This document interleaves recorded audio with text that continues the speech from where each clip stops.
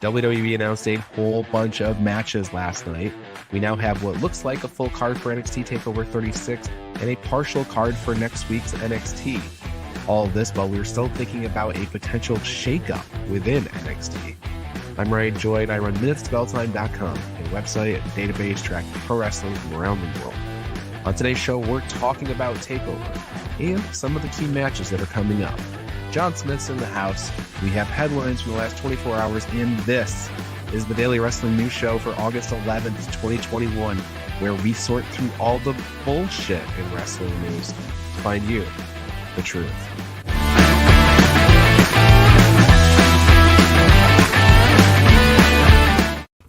John Smith, are you ready to sort through the bullshit this morning?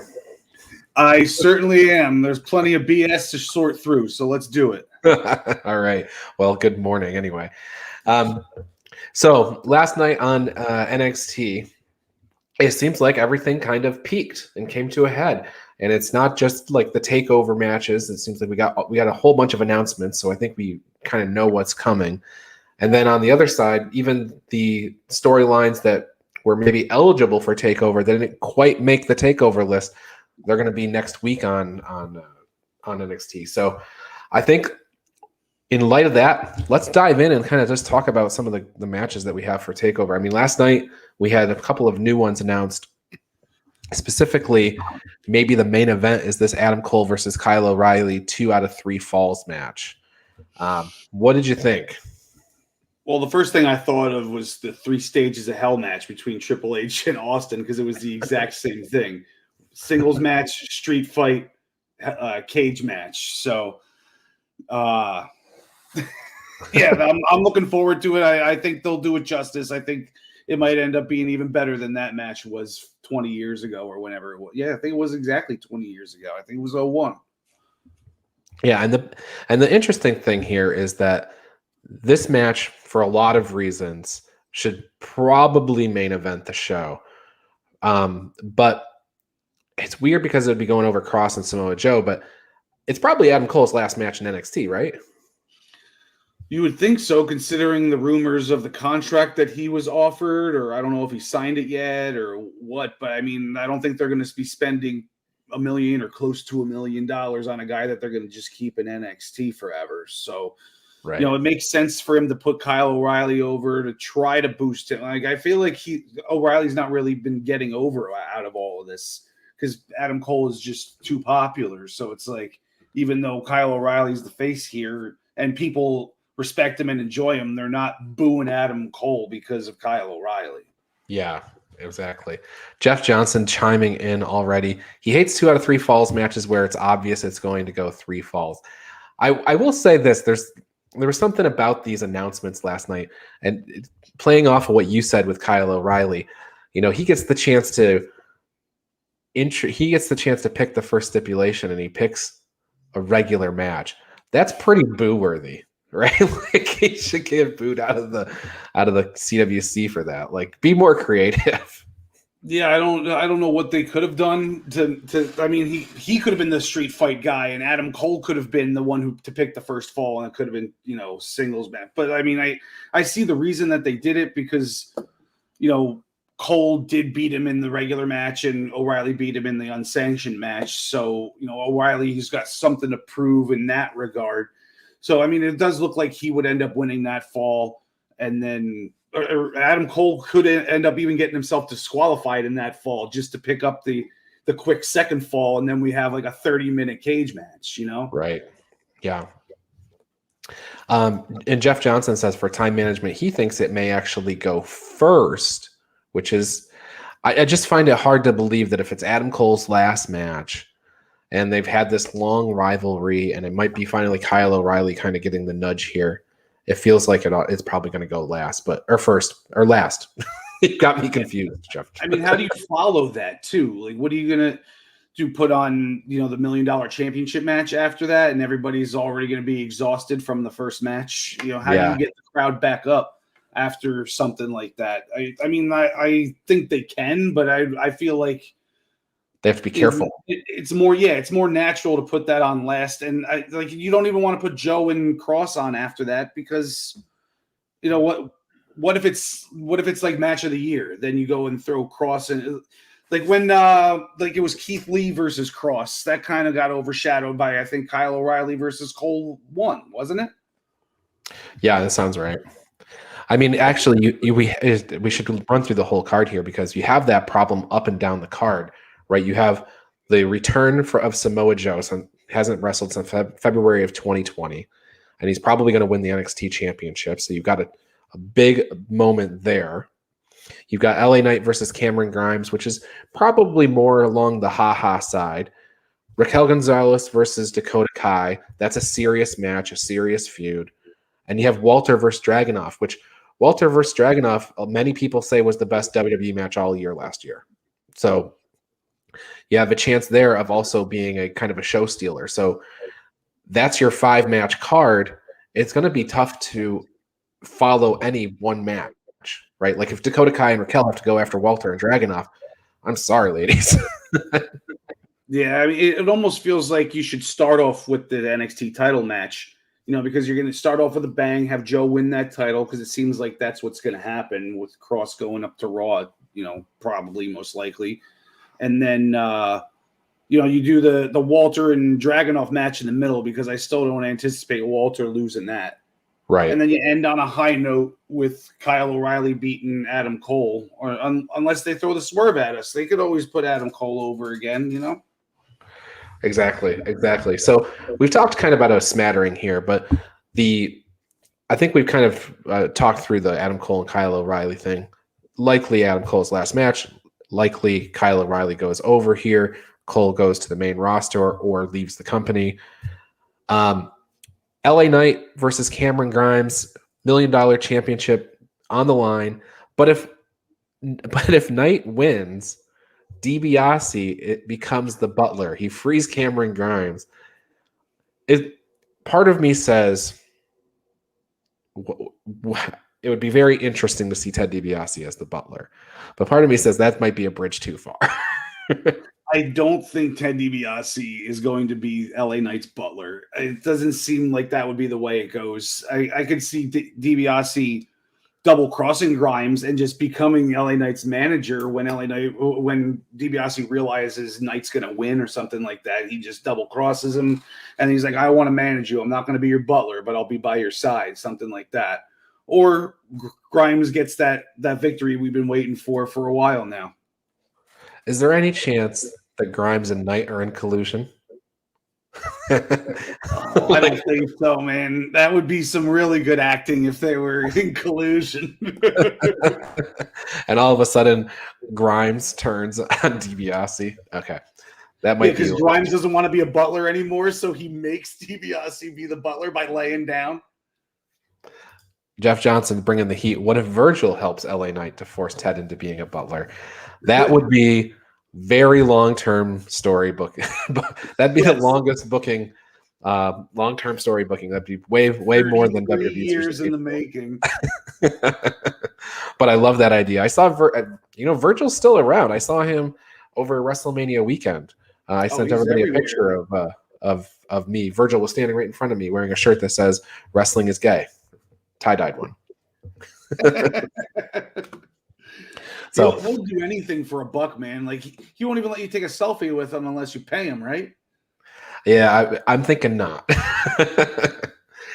All right, so like we mentioned, Walter versus Dragunov, NXT UK Championship. Dragunov had his first appearance on NXT last night with a match against Pete Dunne in a promo early in the night. A little face-off with Walter at the end of the show.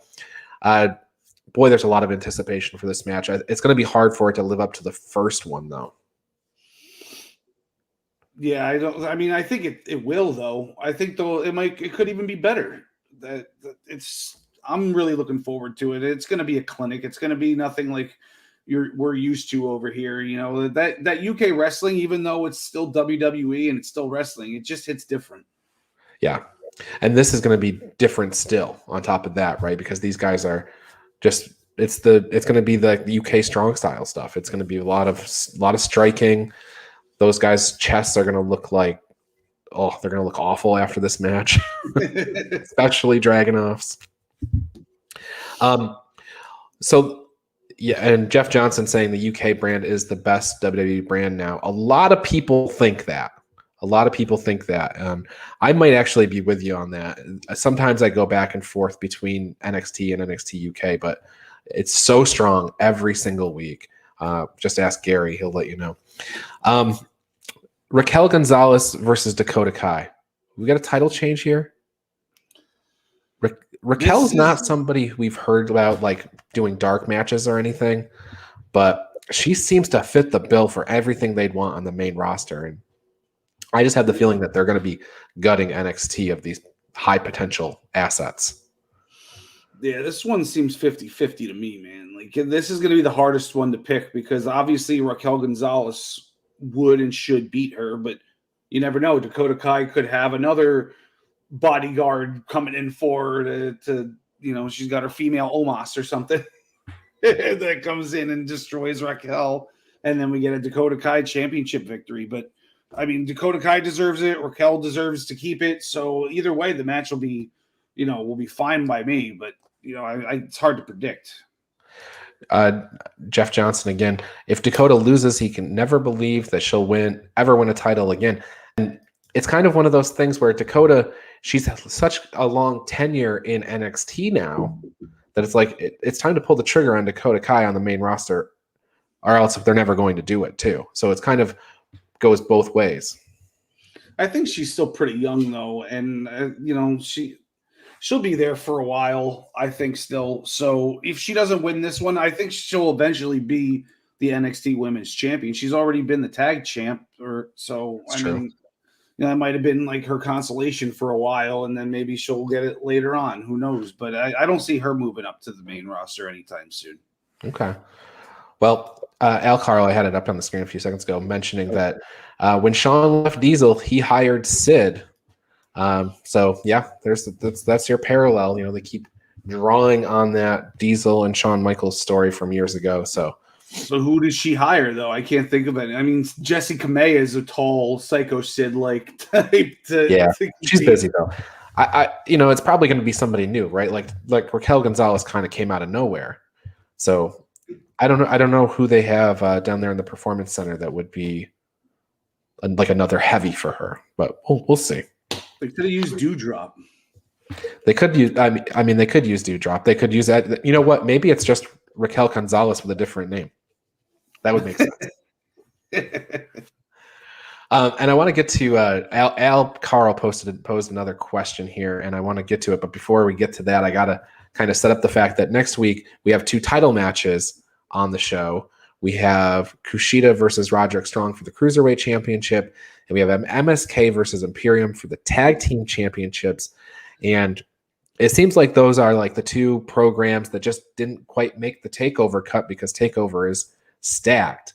And Al has asked the question, John, in your opinion, would you have replaced any of the TakeOver matches with the Title Tuesday matches?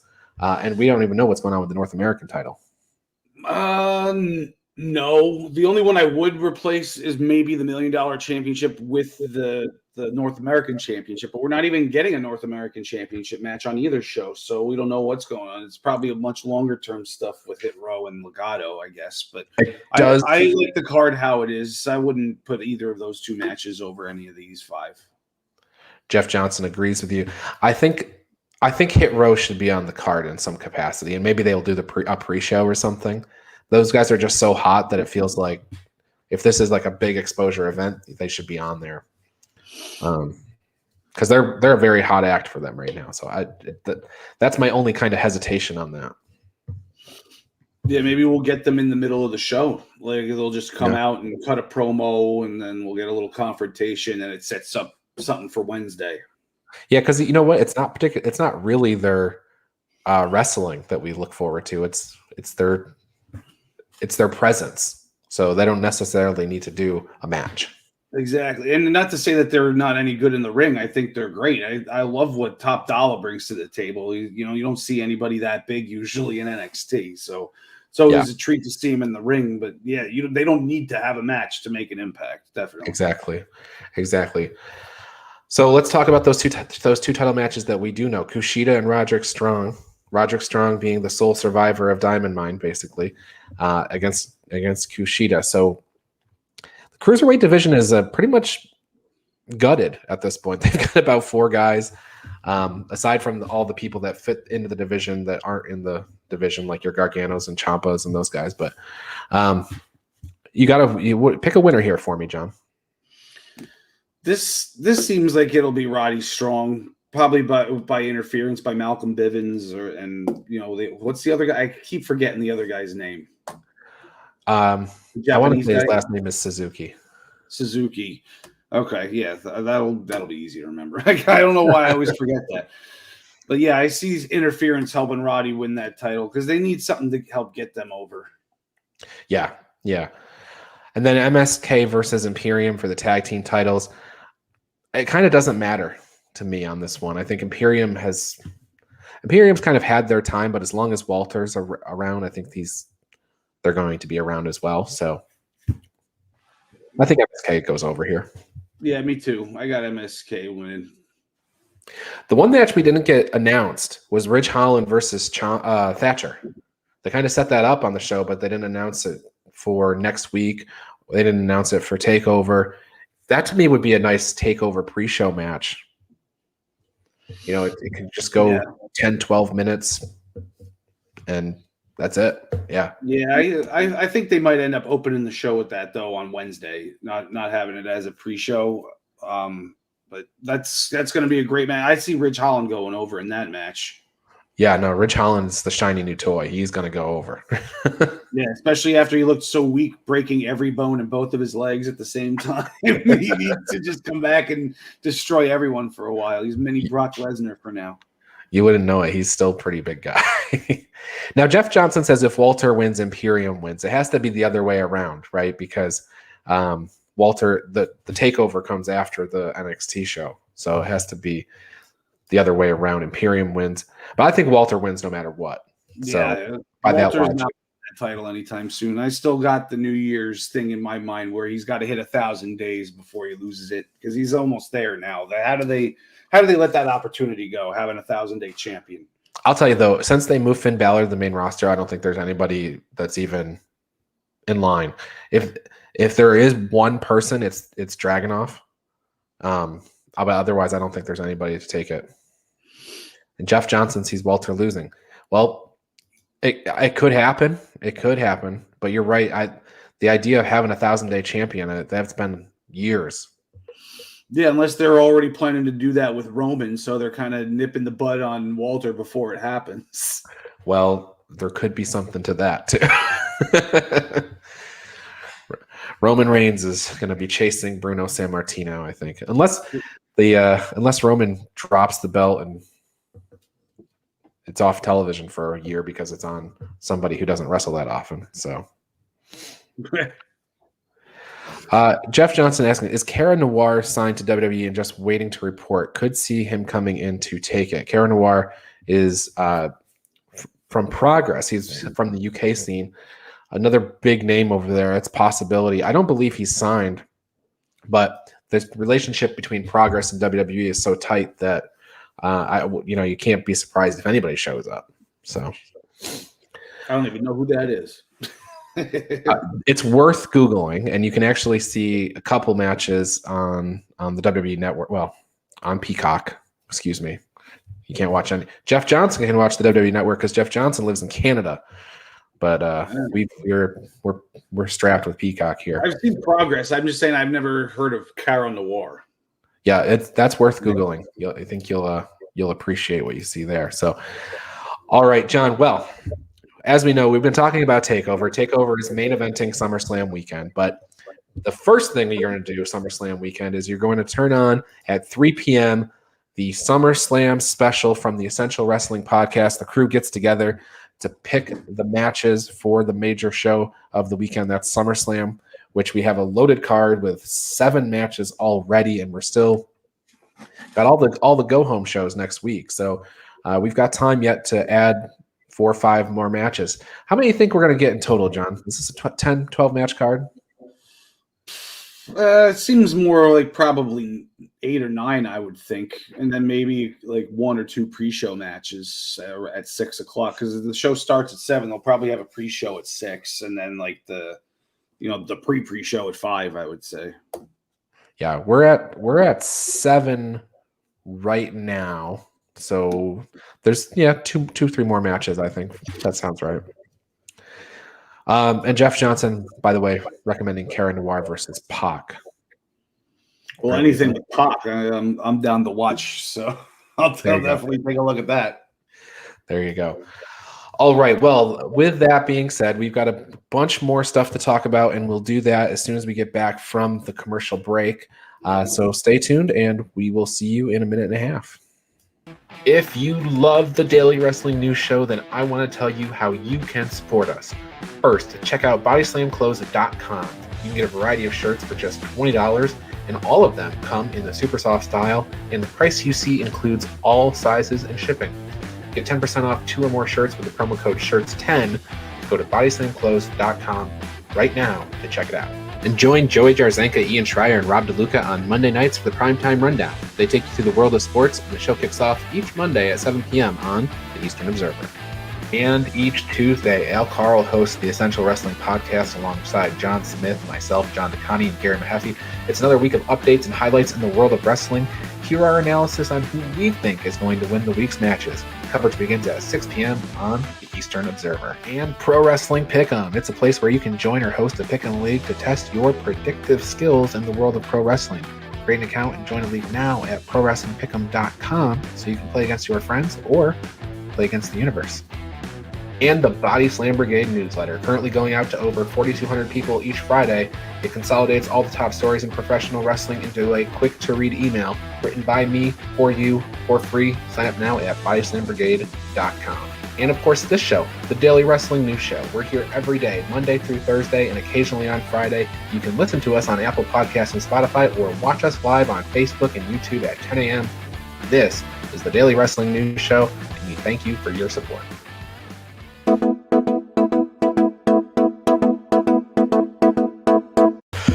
And we're back with the headlines portion of the show. And before we get into anything else, we've got a rumor coming in through the comments section. Al Carl saying, rumor going around that in GCW tradition, Matt Cardona was arrested for robbing a bank in New Jersey. Now, to be true tradition, it would have to be broad daylight. I think we're going to go ahead and call this bullshit. And he'd also have to have meth mouth, too. Yeah, I feel like this is one that Al just thought up just now. So let us know if anything else strikes your mind, sir. Okay, a couple of things. So Ember Moon was announced for last night's episode of NXT.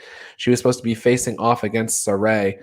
A change came in last minute, which is why we saw Dakota Kai slotted into that spot instead of Moon. We haven't seen Ember Moon since she lost to Dakota Kai on July 13th. And I don't recall any big injury or anything going on there, so it's kind of weird that she wasn't cleared. Fightful asked WWE, and WWE just reiterated back that she was not cleared. So no real news there, but I think we need to keep our eye on Ember Moon to see if how long she's going to be out for. Yeah, I wouldn't be surprised if this was just like step one to us hearing that she's released in a couple weeks. I know. Sorry about your damn undefeated streak. This is very LA Knight-esque, Al Carl. Yeah, mixed with James Storm, right? Mixed with James Storm, yeah. Well, they were a former tag team. On the NWA, which I have some NWA news, Allison Kay and Marty Bell were added to the NWA Empower show as a tag team. That was announced last night, and it should have been announced on NWA Power, but NWA Power did not air as scheduled on Fight TV. Apparently, there was an issue on the Fight TV end, and the episode's going to air tonight. So if you are looking for your NWA Power, turn in to Fight TV at 6:05 p.m. tonight. John Smith, Odyssey Jones advanced in the breakout tournament. So we're obviously building towards Odyssey Jones versus Top Dollar, right? That's what's going to happen. Well, it really seems like Odyssey Jones is winning this thing because they're just oozes charisma. He's out there doing his thing, and I can't see him losing to either one of these other two guys that are going into the finals, whichever one it is. Yeah, no, I agree. And you didn't see Duke Hudson get a post-match promo like that, so I feel like Odyssey Jones is going to take the whole thing. Odyssey Jones worked a dark match on Raw this week, so they've got their eye on him, and they're going to be pushing him hard, I think. Yeah, I don't even think Duke Hudson's going to make the finals. I got Carmelo Hayes making it. Yeah. And it's so weird as we talk about, you hate to talk about it in this way, but when there's so many releases happening in WWE, I look at this breakout tournament, man, and I kind of say, man, if you don't win this thing, you're probably getting cut. If you're in it and not winning it. Well, I kind of look at it like if you're in this thing, like you're kind of the reason that other guys got cut because they see something in you that they were like, okay, we'll get rid of these bigger contracts for the new guy that's showing us something. I don't think that they're not going to give these guys a chance if they don't win. I think, what was it? 7 of the 8 guys that were in the last one are like major players now. And the only one that's not is the guy that won it. Well, Bronson Reed. Well, yeah, I forgot about that already. Yeah, and so anyway, anytime you see somebody lose on television these days, it's kind of a rough sign. You kind of wonder, but let's hope that these releases don't linger throughout the entirety of the year. Ring of Honor is moving their location for the September Death Before Dishonor show down here in Florida. It was supposed to be in Lake Park or something like that. I don't know. I had tickets. I had good tickets, but there's elevated number of COVID cases here in Florida, so Ring of Honor is not coming. So hopefully hopefully this type of thing is not contagious, man. We need to get out of this COVID stuff and get these things going. I haven't seen a lot of new Monday Night Raw, SmackDown, Dynamite city announcements, which makes me a little concerned. So hopefully we start seeing that stuff, or I just don't want this to. I don't want us to go backwards, unfortunately. But we may end up doing that. Al Caro kind of brought up Nick Gage in the comments. He was actually Matt Cardona robbing a bank. As we know, the tradition is Nick Gage is the one who robbed a bank. And if you enjoyed the GCW crossover with AEW and Nick Gage on Dynamite, well, you're in luck because Heels and Faces is releasing a Nick Gage action figure. So you can run over and get one of those. I hope it comes with a pizza cutter. It kind of has to, right? I mean, and John, I think it was last week we talked about GCW. They're doing an event in New York City right after the Dynamite Grand Slam, the night after, September 23rd. And it was called Emo Fight Night. And you were like, what is that? Well, they let us know in a press release that Emo Fight Night is a popular celebration of emo, pop punk, and your favorite music from the days of MySpace with the world of Game Changer Wrestling. So it's a very GCW thing to say. When I think of the days of MySpace, I don't think of music or wrestling. I think of meeting local singles. I feel like they're just saying, before Facebook, the music of that time. That's right. All right. Well, that covers down on headlines. And John, there are some Dynamite matches tonight. We have the fourth labor of Jericho versus Wardlow, Nyla Rose versus Chris Statlander, the Good Brothers versus Uno and Grayson in an Impact World Tag Team Championship match. Kenny Omega and the Young Bucks, they're going to be facing Dante Martin and the Sedans. The Seidels. Darby Allin versus Daniel Garcia, Wheeler Yuta, Orange Cassidy, Chuck Taylor versus Matt Hardy and Private Party. Christian Cage will be in Pittsburgh, and Dan Lambert will also appear and try to get his revenge from a couple of weeks ago when Lance Archer made an issue of things. That Dante Martin and the Sedans thing will always make me hysterical. I was thinking about it all last night, and I forgot about it this morning, and now you got me. So John Smith and I are on the Essential Wrestling podcast on Tuesday nights, and I do all the graphic work for it. And I was supposed to write Dante Martin in the Seidels, but autocorrect or whatever got in my way, and it became Dante Martin in the Sedan. So that's our fantasy football team. That's that's the name of our band if we ever start one. Yeah. Yes. Yep. Exactly. All right. Well, with that said, John, any of those Dynamite matches got your eye? I know you don't have to worry about a Cody match tonight. Oh, thank God. We'll probably get a god-awful promo from him, like backstage or at home, like holding his baby or something, just to be so self-important. But I'm looking forward to Wardlow and Jericho because I don't think we've seen the two of them go at it before. Maybe like they've crossed paths in a tag match for like, a minute and a half or something, but it'll be nice to see the two of them. I'm sure they interacted during the Blood and Guts match, but this Wardlow, they keep pretty close to the vest. He hasn't had a whole lot of singles matches, so it's somewhat of a treat every time he comes out. So yeah, Al Carl saying there's a 20-minute video package of Black's attack on Cody. That's in the rumor mill. Also going to call bullshit on that. I guess that's 20 minutes I can fast forward. Cool. There you go. All right. Well, with that said, John, any words of advice? Oh, I do have a word of advice for you, and it's not about fantasy football this week because my football draft is finally over. But this has to do with trusting your phone. Don't ever trust your phone because when I work on Friday and Saturday nights bouncing, I don't bring my car keys in my pocket because my house keys keep jamming my legs. So I keep them in the car. I lock my car with my phone. The keys are in the glove compartment, so like nobody sees that they're in there or anything. I'm not an idiot. But I got out at 2:30 in the morning. I'm like walking to my car. The app just doesn't open. Something went wrong. Try again later. Something went wrong. Try again later. So I can't get into my phone to unlock my car. Then it starts pouring rain. It was like a scene out of a movie. Like it was whistling as I'm walking to my car, and then it's not working. And then it starts pouring rain, and I'm stuck out there. I'm on the phone with Subaru. Can you unlock my car from your computer? No, we have to send a tow service. The tow service cancels on me like 20 minutes afterwards. I keep uninstalling, reinstalling the app, and then finally it worked at like 3:15. So I was out there in the pouring rain for 45 minutes, all because the stupid Subaru app wouldn't work on my phone. I guess you'll be bringing your keys in your pocket next week, huh?